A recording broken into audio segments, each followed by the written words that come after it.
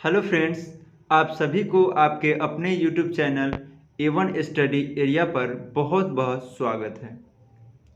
तो फ्रेंड्स, आज हम लोग पढ़ेंगे क्लास 10th के फर्स्ट चैप्टर वास्तविक संख्याएं। इसमें जो भी बेसिक चीज़ होंगे उसको हम लोग आज उसी पर विषय पर चर्चा करेंगे। तो फ्रेंड्स, आज हम लोग पढ़ेंगे क्लास 10th के चैप्टर नंबर 1 वास्तविक संख्याएं। अगर आप चैनल पर नए हैं तो चैनल को सब्सक्राइब कर लीजिए, बेल आइकन ज़रूर दबाइएगा जिससे सभी वीडियो का नोटिफिकेशन जो है वो सबसे पहले आप तक पहुंच सके। तो चलिए, वीडियो स्टार्ट करने से पहले मैं राकेश कुमार आप सभी को आपके अपने YouTube channel A1 study area पर बहुत बहुत स्वागत करता हूं। तो फ्रेंड्स, आज हम लोग जो है वो वास्तविक संख्या में जो भी महत्वपूर्ण पॉइंट है उस पर डिस्कशन करेंगे और एकदम बेसिक लेवल से जो है हम लोग पढ़ेंगे। तो आप वीडियो को रेगुलर वे में पार्ट 1, पार्ट 2, पार्ट 3 करके वीडियो अपलोड होगी, तो आप देखते रहिएगा, आपको बहुत अच्छे से समझ में आ जाएंगे। तो चलिए वीडियो को स्टार्ट करते हैं। जैसा कि आप देख रहे हैं यहाँ, हम आज से स्टार्ट कर रहे हैं चैप्टर 1, ठीक है। वो है आपका वास्तविक संख्या, और वास्तविक संख्या में हम लोग क्या क्या पढ़ेंगे वो आप ध्यान से देखेंगे, ठीक है। चलिए, तो सबसे पहले जैसा कि आप पिछली कक्षा में भी पढ़ चुके हैं प्राकृत संख्या के बारे में, ठीक है। तो प्राकृत संख्या क्या होता है, प्राकृत संख्या जो है हम किसको कहते हैं उसके बारे में देखेंगे। धीरे धीरे पॉइंट टू पॉइंट जो है हम इस पर चर्चा करेंगे। तो चलिए, पहला जो है वो है हमारा प्राकृत संख्या। उसको लिख लेते हैं। पहला है प्राकृत, या इसी को प्राकृतिक भी बोलते हैं, संख्या, संख्याएं, ठीक है, जिसको क्या बोलते हैं, नेचुरल नंबर्स,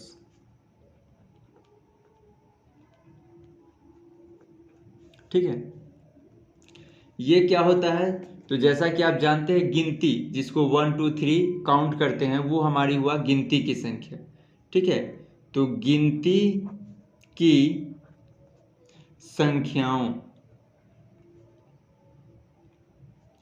गिनती की संख्याओं को प्राकृत संख्या कहते हैं, ठीक है। अपने डेली लाइफ में जो भी चीज़ यूज हम लोग करते हैं, अगर उसको हम काउंट करते हैं तो वो गिनती की संख्या है, ठीक है। और गिनती की संख्या को ही प्राकृत संख्या कहा जाता है। गिनती की संख्या को हम लोग संकेत में कैपिटल N, ठीक है, संकेत में जो है इसे कैपिटल N से सूचित किया जाता है, ठीक है। प्राकृत संख्या को जो है कैपिटल N से हम लोग क्या करते हैं, सूचित करते हैं, डिनोट किया जाता है। जैसे कि आपको दिखा दे, ये N बराबर 1 2 3 4 डॉट डॉट और कहाँ तक, इन्फिनिटिव तक, यानी कि जिसको हम लोग अनंत बोलते हैं। ये काउंटिंग जो भी हो गया वो हमारा हो गया क्या, प्राकृत संख्या, ठीक है।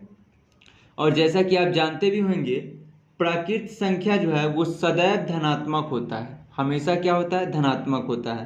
वो पॉइंट को लिख देते हैं, प्राकृत संख्या सदैव धनात्मक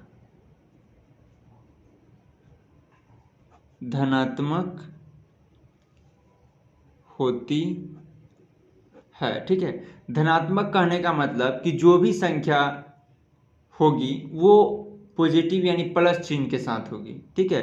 तो वो हमारा प्राकृत संख्या है। और सबसे आपसे पूछा जाए कि सबसे छोटी प्राकृत संख्या क्या होता है, तो सबसे छोटी प्राकृत संख्या जो है वो हो जाएगा आपका 1, ठीक है। सबसे छोटी प्राकृत संख्या, ठीक है, वो क्या हो जाएगा, 1 होगा, ठीक है। सबसे छोटी प्राकृत संख्या जो है वो 1 हो जाएगा।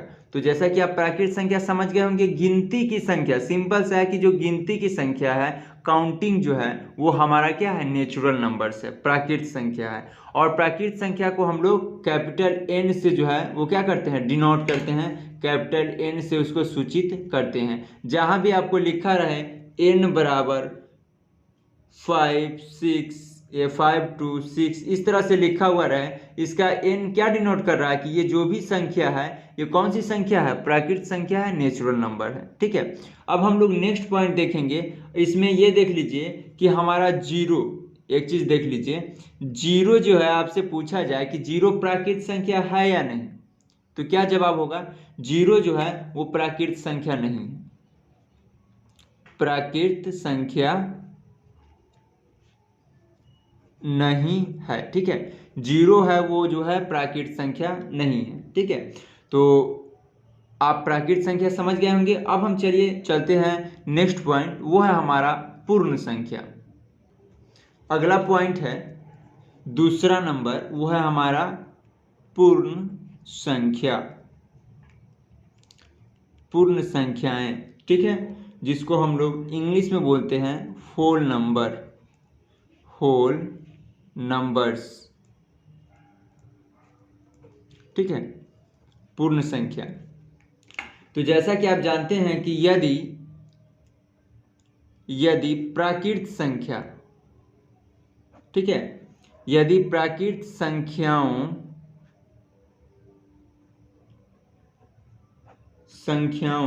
में जीरो यानी कि शून्य, ठीक है, प्राकृत संख्याओं में जो है, प्राकृत संख्याओं के यहाँ पे जोड़ लीजिए, प्राकृत संख्याओं के पहले, ठीक है, प्राकृत संख्याओं के पहले क्या करना है, पहले शून्य को शामिल कर लेना है। क्या करना है, शून्य को शामिल करने से बनी नई संख्या को पूर्ण संख्या कहते हैं। ठीक है, जैसे आप देखें पहले प्राकृत संख्या, और प्राकृत संख्या में क्या करना है, उसके पहले जीरो को शामिल कर लेना है। जब हम जीरो को शामिल कर लेंगे तो वो कौन सी संख्या कहलाएगी, वो पूर्ण संख्या कहलाएगी। कौन सी संख्या हो जाएगी, वो पूर्ण संख्या हो जाएगी। ठीक है, जैसे देख लीजिए, और पूर्ण संख्या को जो है हम लोग W से सूचित करते हैं। ठीक है, यहाँ पे लिख देते हैं पूर्ण संख्या को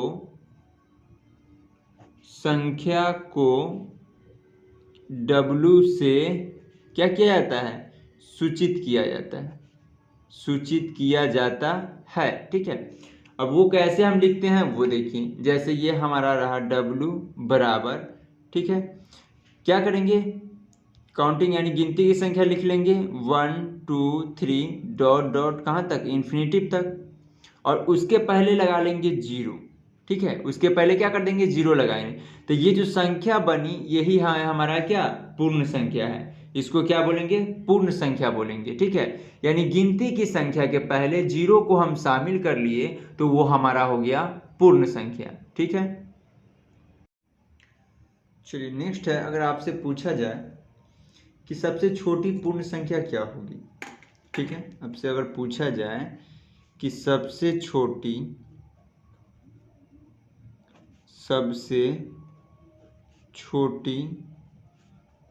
पूर्ण संख्या, ठीक है, तो क्या होगा, सबसे छोटी पूर्ण संख्या वो हो जाएगा शून्य यानी कि जीरो। ठीक है, ये जीरो जो है वो हो जाएगा हमारा सबसे छोटी पूर्ण संख्या।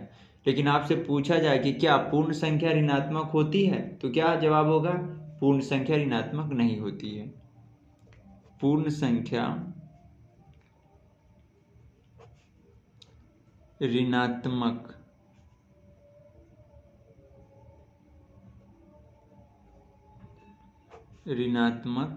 नहीं होती है। ठीक है, तो पूर्ण संख्या समझ गए, गिनती की संख्या के पहले शून्य को शामिल करने से जो संख्या का निर्माण होता है वही हमारा हो गया पूर्ण संख्या। ठीक है, अब देखेंगे हम लोग पूर्णांक संख्या है। ठीक है, अब क्या देखेंगे? पूर्णांक। तीसरा हमारा पॉइंट होगा पूर्णांक।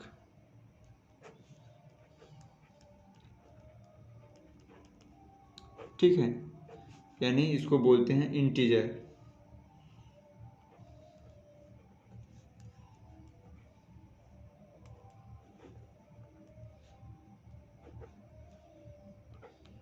ये हो गया। ठीक है, अब देखिए ये समझ लीजिए पूर्णांक होता है क्या।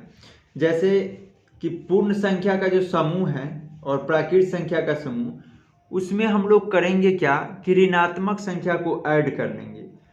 प्राकृत संख्या यानी यदि पूर्ण संख्याओं के समूह में प्राकृत संख्याओं के जो ऋणात्मक संख्या होते हैं, ठीक है, प्राकृत संख्याओं के जो ऋणात्मक संख्या होते हैं उसको शामिल अगर हम कर लेते हैं तो हमारा जो संख्या का समूह प्राप्त होता है वो हमारा क्या होता है? पूर्णांक होता है। ठीक है, चलिए तो इसका डेफिनेशन लिख देते हैं।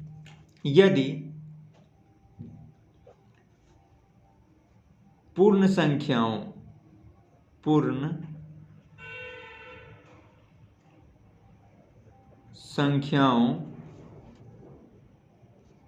के समूह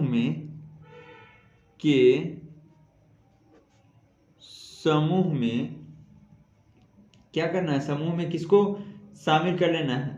तो प्राकृत संख्याओं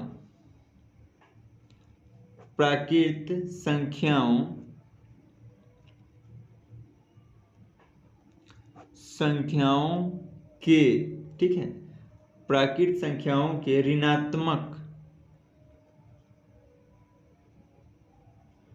ऋणात्मक यानी माइनस वाला, ठीक है, ऋणात्मक संख्या को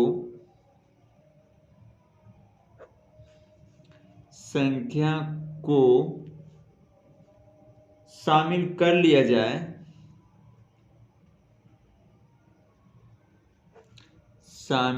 कर लिया जाए, ठीक है, तो क्या होगा? प्राप्त जो संख्या होगा, प्राप्त संख्याओं का समूह,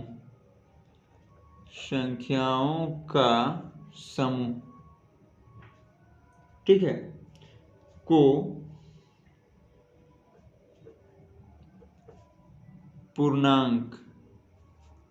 पूर्णांक संख्या कहते हैं।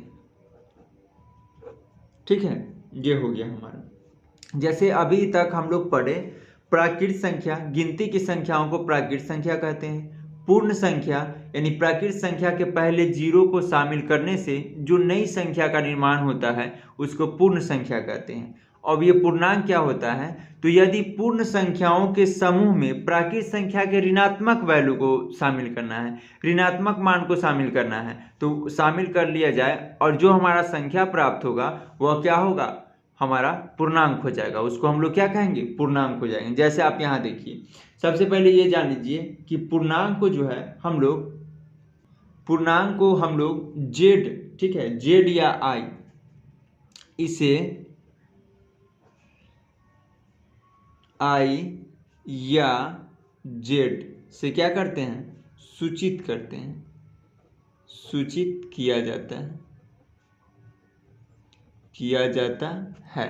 ठीक है, जैसे आपको बता दें कि डिफिनीशन जो कह रहा है कि पूर्ण संख्याओं के समूह में प्राकृत संख्या के ऋणात्मक संख्या को शामिल कर लिया जाए तो प्राप्त संख्या क्या होगा?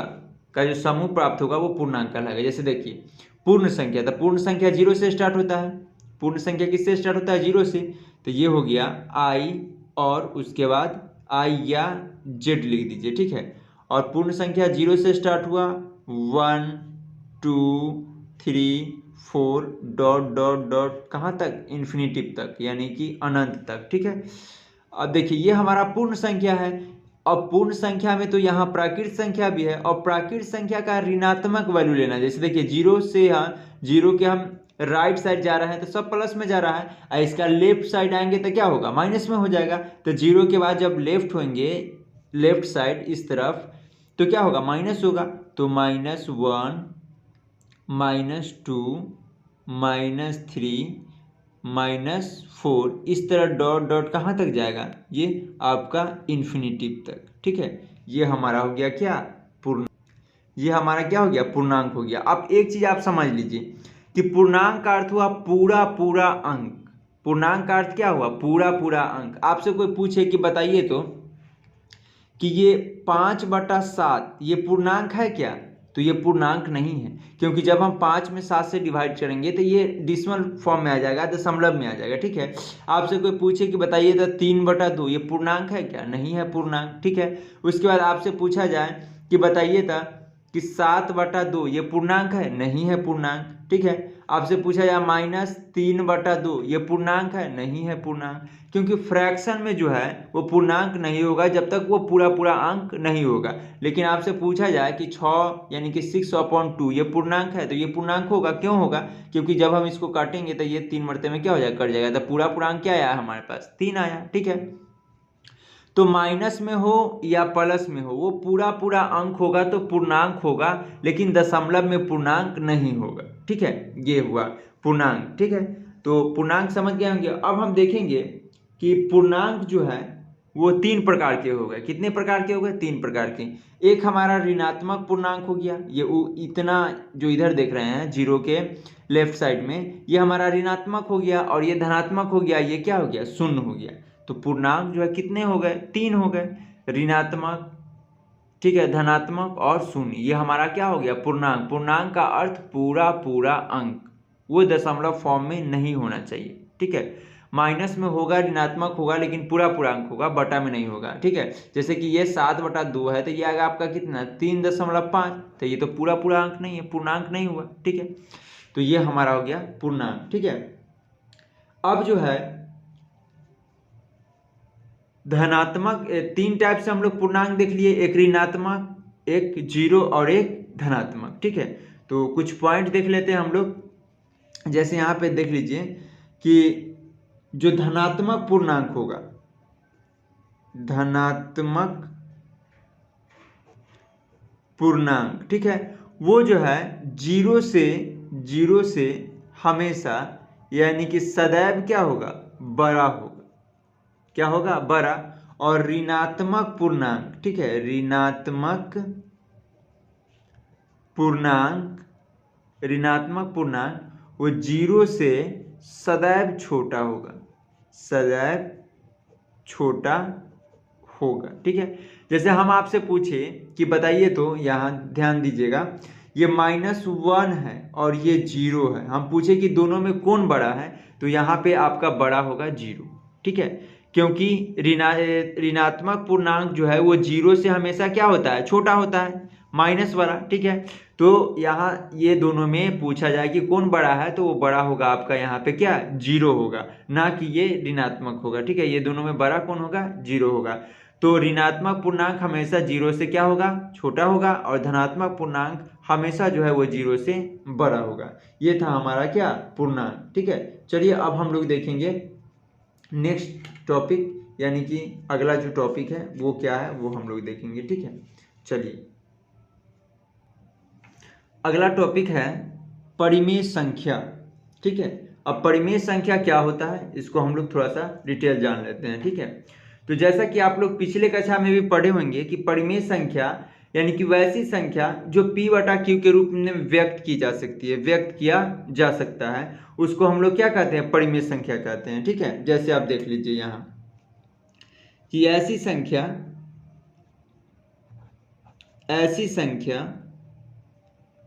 ठीक है, ऐसी संख्या जो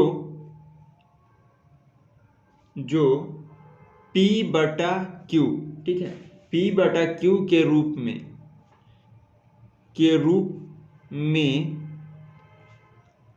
व्यक्त की जा सकती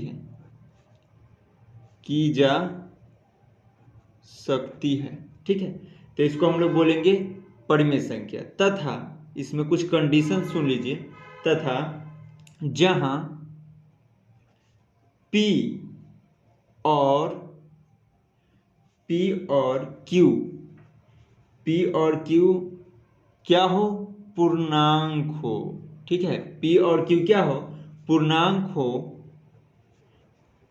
लेकिन यानी कि परंतु q does not equals to जीरो। ठीक है, q जो है वो जीरो के बराबर नहीं होना चाहिए। ठीक है, ये बराबर नहीं होगा तो क्या कहलाएगा, ये परिमेय संख्या, परिमेय संख्या कहलाती है, कहलाती है।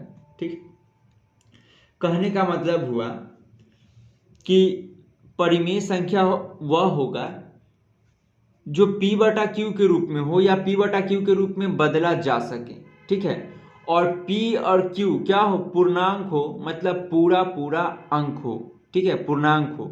दूसरी बात कि जो ये q है, q जिसको हम लोग डिनोमिनेटर बोलते हैं, हर बोलते हैं, हर में जो है जीरो नहीं होना चाहिए। अगर बताइए, अगर हम आपको पूछे कि 5/0 ये परिमेय संख्या है, p बटा क्यू के रूप में तो है। ठीक है, p बटा क्यू के रूप में तो है, लेकिन क्या ये परिमेय संख्या है, तो ये परिमेय संख्या नहीं है। क्यों, क्योंकि इसके हर में जो है वो q बराबर क्या आ गया, जीरो आ गया। तो बताइए, किसी भी संख्या में हम जीरो से भाग देंगे तो क्या होगा, वो जीरो हो जाएगा। जब जीरो हो जाएगा तो वो परिमेय संख्या नहीं होगा, परिमेय संख्या नहीं होगा। ठीक है, और जो भी p होगा या q होगा वो क्या होगा, पूर्णांक होगा। पूर्णांक में क्या होता है, धनात्मक होगा, ऋणात्मक होगा या शून्य होगा। ठीक है, ये होगा। लेकिन हर में जो है वो आपका पूर्णांक नहीं, जीरो नहीं होगा, हर जो है वो जीरो नहीं होगा। ठीक है, ये आप ध्यान रखेंगे कि हर जो है वो, हर में जो है वो जीरो नहीं होना चाहिए, तब वो क्या होगा, परिमेय संख्या होगा, अदरवाइज परिमेय संख्या नहीं होगा। अगर वो रूट में होता है, मान के चलिए कि ये हो गया √9/3। ठीक है, यहाँ देख लीजिए, तो ये क्या परिमेय संख्या है, तो होगा। कैसे होगा कि आप यहाँ देख लीजिए, ये हो गया आपका 3, ये इसको स्क्वायर रूट करेंगे तो 3, अब बट्टा में क्या हो गया 3, ये कितना हो गया 1। ठीक है, तो ये परिमेय संख्या, क्योंकि इसके हर में एक छुपा हुआ था। आपसे पूछे कि क्या 5 परिमेय संख्या है, तो है, क्योंकि हम लोग जानते हैं कि किसी भी संख्या के बटा में जो है, हर में जो है एक छुपा हुआ रहता था, ये p बटा q हो गया। ठीक है, p बटा q हो गया। लेकिन आपसे पूछा जाए कि बताइए तब, कहीं पे दे दिया जाए कि -5/7 ये परिमेय संख्या है, तो है, क्योंकि 5 भी पूरा पूरा अंक है और 7 भी पूरा पूरा अंक है। माइनस लगा हुआ है, इससे मतलब नहीं है, यहाँ पूर्णांक की बात की जा रही है कि p और q क्या हो, पूर्णांक हो। क्या हो, पूर्णांक हो, तो वो हमारा परिमेय संख्या होगा। अगर रूट में है, अगर उसका स्क्वायर रूट निकलता है तब वो परिमेय संख्या होगा। ठीक है, लेकिन अगर रूट में है और उसका स्क्वायर रूट नहीं निकलता है तो वो परिमेय संख्या नहीं होगा, क्योंकि ऑलरेडी उसका जो है रूट निकालने पर वो दशमलव में आ जाएंगे। जब दशमलव में आ जाएंगे तो वो पूर्णांक नहीं होंगे, अपूर्णांक नहीं होंगे, तो क्या होगा, वो परिमेय संख्या नहीं होगी। ठीक है, तो इस बात को आप समझ गए होंगे। तो इससे ये फैक्ट निकलता है, इससे कुछ ये पॉइंट निकलता है कि सभी प्राकृत संख्या जो है, ठीक है, सभी प्राकृत संख्या, सभी प्राकृत संख्याएं क्या है, परिमेय संख्या है। क्या है, परिमेय संख्या है। क्योंकि देख लीजिए, प्राकृत संख्या किसको कहते हैं, गिनती की संख्या को कहते हैं। 1 2 3 4 5 6 ये क्या है, गिनती की संख्या है। और गिनती की संख्या परिमेय कैसे है, क्योंकि इनके बटा में एक होता है छुपा हुआ। ठीक है, हर में एक लिख सकते हैं, कोई चेंजिंग नहीं। तो सब के बटा में एक एक छुपा हुआ है, तो देखिए ये सब p बटा q के रूप में हो गया। क्या हो गया, p बटा q के रूप में, तो ये हो हमारा हो गया क्या, परिमेय संख्या। क्या हो गया, परिमेय संख्या। तो जितने भी प्राकृत संख्या है वे सभी प्राकृत संख्या होते हैं। क्या पूर्ण संख्या, पूर्ण संख्या परिमेय संख्या होंगे, तो हाँ, पूर्ण संख्या भी क्या होंगे, प्राकृत संख्या होंगे। पूर्ण संख्याएं परिमेय संख्या, परिमेय संख्या होती। ठीक है, पूर्ण संख्या परिमेय संख्या होती है। उसके बाद तीसरा फैक्ट देख लीजिए, पूर्णांक। ठीक है, पूर्णांक परिमेय संख्या होगा, तो हाँ, पूर्णांक भी क्या होगा, परिमेय संख्या होगा। पूर्णांक पूर्णांक जो है पूर्णांक परिमेय संख्या होती है। ठीक है, पूर्णांक भी वो धनात्मक हो चाहे ऋणात्मक हो, वो क्या होगा, परिमेय संख्या होगा। ठीक है, परिमेय संख्या जो है वो आपका दो प्रकार से हो जाएगा, एक धनात्मक परिमेय संख्या और दूसरा क्या, ऋणात्मक हो जाएगा। ठीक है, धनात्मक परिमेय संख्या यानी अंश या हर दोनों क्या हो, धनात्मक हो, अंश या हर दोनों धनात्मक हो तो उसको बोलेंगे, जैसे परिमेय संख्या का दो प्रकार हो गया। ठीक है, जैसे आपको हम बता दें कि परिमेय संख्या जो है, परिमेय संख्या के दो प्रकार हो गया। ठीक है, एक हो गया धनात्मक और दूसरा हो गया क्या, दूसरा हो जाएगा ऋणात्मक। ठीक है, धनात्मक और ऋणात्मक। अब देखिए, अब ऊपर भी प्लस और नीचे भी प्लस तो ये धनात्मक हो जाएगा। ठीक है, और किसी ऊपर या नीचे किसी एक में हुआ माइनस, ठीक है, किसी भी एक में हुआ माइनस, जैसे -3/5 तो ये हमारा हो गया ऋणात्मक परिमेय संख्या। कौन सी परिमेय संख्या, यानी जब एक समान चिन्ह होगा तो वो हमारा धनात्मक परिमेय संख्या। जैसे देखिए -3/-4 ये धनात्मक होगा या ऋणात्मक, तो ये होगा धनात्मक, क्योंकि माइनस से माइनस कट जाएगा तो क्या होगा, प्लस हो जाएगा, तो ये हमारा हो जाएगा धनात्मक। और प्लस प्लस रहेगा 5/2 तो ये ऑलरेडी प्लस है तो ये हो गया क्या, धनात्मक। तो जिसमें मतलब कि अलग चिन्ह हुआ, प्लस माइनस चिन्ह हुआ तो वो हमारा हो जाएगा ऋणात्मक, और दोनों प्लस है तो वो हो जाएगा हमारा धनात्मक। ठीक है, दोनों हमारा क्या हो जाएगा, धनात्मक हो गया। यानी कि असमान चिन्ह रहे वो हर में रहे चाहे अंश में रहे, असमान चिन्ह हर में हो या अंश में हो तो वो ऋणात्मक हो जाएंगे, और एक समान चिन्ह, ठीक है, होगा तो वो हमारा हो जाएगा धनात्मक परिमेय संख्या। ठीक है, तो आशा करते हैं कि ये बात आपको समझ में आ गई होगी। ठीक है, अब हम लोग देखते हैं नेक्स्ट पॉइंट। चलिए, अगला जो टॉपिक है वो है हमारा परिमेय संख्याओं का दशमलव प्रसार। ठीक है, बहुत महत्वपूर्ण है। ठीक है, यहाँ पे जो है आप इसको अंडरलाइन कर लीजिएगा, ये बहुत इंपॉर्टेंट है। यहाँ से आपका एग्जाम में 100% एक या दो क्वेश्चन पूछे जाते हैं। ठीक है, तो इसको आप ध्यान से देखिएगा, परिमेय संख्याओं का दशमलव प्रसार। ठीक है, तो दशमलव प्रसार जो है वो दो तरह के होते हैं, एक होता है शांत, ठीक है, और दूसरा होता है अशांत।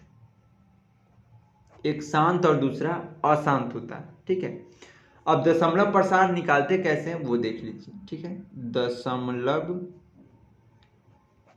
प्रसार। ठीक है, तो जैसे कि आपको कोई कहा गया कि कहीं पे लिखा हुआ है 13/8, इसको हम क्या लिख सकते हैं, इसको लिख सकते हैं 13/8, क्योंकि ये चिन्ह जो है क्या चीज़ का है, भाग का है, तो इसको हम लिख सकते हैं 13/8। कहने का मतलब हुआ कि 8 जो है वो 13 को क्या करेगा, डिवाइड करेगा। ठीक है, 8 से हम लोग 13 में डिवाइड करेंगे, तो जब डिवाइड करेंगे तो 8 एकम में 8, 5 बचेगा। ठीक है, यहाँ पे पॉइंट देंगे 0, 8 छंग 48, फिर 2 आएगा। ठीक है, और उसके बाद यहाँ पे 2 आएगा, फिर दशमलव के लिए 0 देंगे, 8 दूना 16, 4 आएगा, फिर एक 0 देंगे, 8 पंचे 40। ठीक है, ये देख लीजिए यहाँ पे आप 1.625 यानी 1.625 ये हमारा आया, इसका क्या, दशमलव फॉर्म। ठीक है, इतना में जब 13 में हम 8 से भाग दिए तो दशमलव फॉर्म में आ गया 1.625। इसी को हम लोग कहते हैं दशमलव प्रसार।